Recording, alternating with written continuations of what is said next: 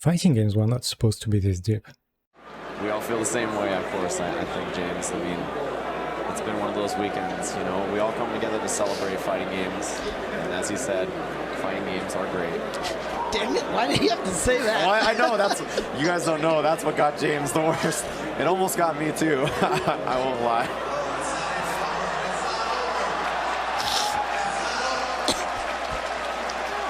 It wouldn't be Evo without that view, would it? Today is about skill, expression, rivalry, competition, but also iconic characters, incredible music and style. But it wasn't always like this. No big rosters, no combos, no tournaments, just a few machines in loud, crowded arcades. So, how do we go from that to one of the most competitive genres of video games? And what makes fighting games so special?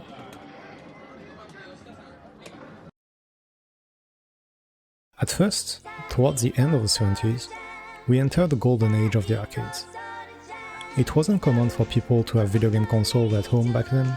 It was all about the arcades. Especially in Japan and the US, you could find arcades everywhere. Kids came back from school with a few coins. Bro, do you want to go to... Let's go. Arcades. Even salarymen, mainly in Japan, coming back from work. Arcades. And it is within those arcades that fighting games were born and grew up. Games were designed to make money. Short, repeatable, and difficult enough for you to keep throwing coins at them. However, fighting games didn't quite fit the criteria. Boxing was popular, so you had games such as Heavyweight Champ in 1976, Activision's Boxing in 1980, but one thing popularized those games in 1984, and it's the release of one movie, Karate Kid. Everyone loved Karate Kid, and some game happened to release around the same time frame, a game called Karate Champ. It was a huge success, and it created a wave of martial arts game releases, but Karate Champ's controls were a bit awkward. It was mostly single player, with player versus player added later on. It was pretty repetitive, and you had explored everything in a few hours already. With many copying the concept of Karate Champ in hopes of success, one release in 1991 did something different, and would end up changing fighting games forever. A company called Capcom also had one attempt, Street Fighter. Well, nowadays everyone has heard the name Street Fighter, but back in 1987, it was this. Yep, Dude in White versus Dude in Red, both with the same moves and single player focus. It wasn't really a success. The team working on it left the company, but Capcom liked that license, and they decided to give it to one of their teams. The team in question wasn't truly happy about it. What could they possibly do with that game? How could they turn it into something profitable for the arcades? One of them had an idea. What if instead of 2 characters, we just made a bunch of them, with a bunch of different moves? So they spent 2 years, which was a crazy amount of time back then for making an arcade game, creating very unique characters with their own unique move lists, and they designed all this with replayability in mind.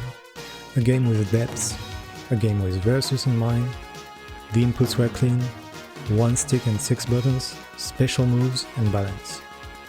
When it landed at the arcades, people were still used to single player with those games, but when they discovered that the way it was meant to be played was versus fighting, it turned into a big success. People were gathering around cabinets, winner stays, loser leaves. You would have crowds watching others play and waiting in line.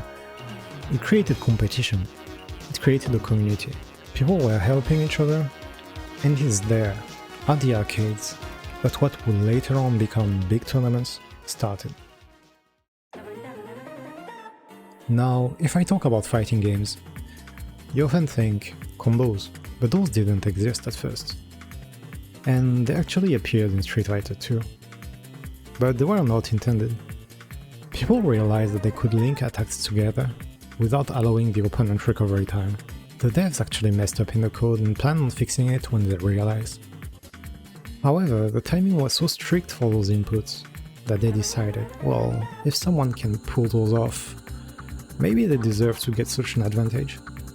People at the arcade started discussing about those combos, exchanging tips, and instead of fixing what could have been considered a bug, Capcom decided to add more of those for every character. After 1991, Karate Champ was no longer the template. It was Street Fighter II. Video game consoles were gaining popularity, and many of the fighting games from the arcade were later ported to console.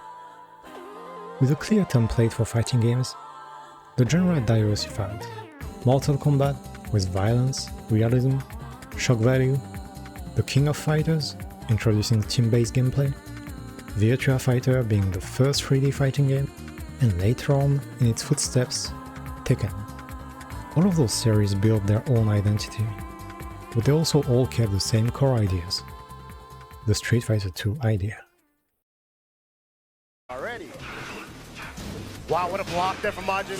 Punish. Ooh, he did it again. Crouch dash muscle buster, that's so sick. Oi, oi, oi. What he's doing? Oh, he got him. Don't stay on the ground! Majin! He got him! Majin! Time is exploding! Woo! Majin going to dominate winner! Give him the brown! Give him the brown! Let him know, Majin! Let him know! Let the world know you are here to play! Majin! Top 8 evolution winner! Players were getting better, the community was getting bigger, tournaments grew from the arcades to huge venues, with the Evolution Championship Series known as EVO making its name and becoming the biggest gathering for competitive fighting games. Local rivalries turned international. With tournaments being organized all over the world, more and more people traveled to compete.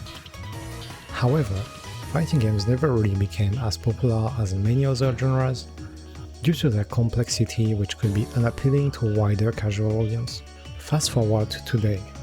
Fighting games are mainly played on console and online. Being a genre requiring strict timing, many developers started improving online conditions. Fighting games are becoming more accessible as well. While you still have the aspect of community to exchange tips, help each other, train together, it has been modernized with tutorials, new mechanics, crossplay, easier combos, while keeping the depth that made it so popular.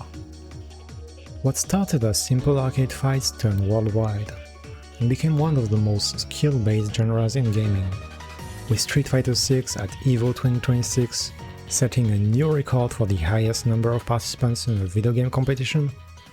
The genre's popularity shows no sign of stopping. Whether you like 2D, 3D, anime, realism, there is a fighting game for you. There is something for everyone, and everyone is welcome. This is the beauty of fighting games.